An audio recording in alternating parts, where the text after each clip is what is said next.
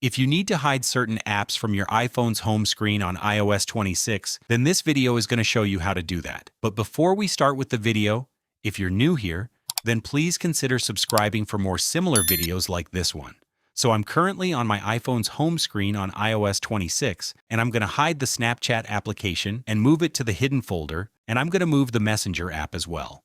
What I'll do is I will long press the Snapchat app until this menu appears. You'll want to tap on Require Face ID, but if your app is already locked, then tap Don't Require Face ID to unlock the app at first.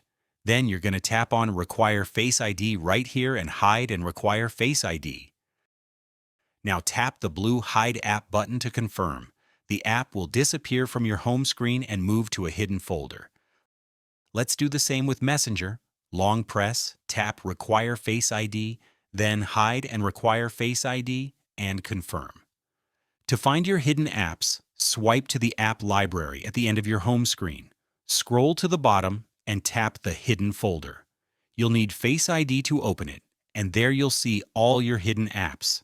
And that's it. Your apps are now hidden and protected with Face ID.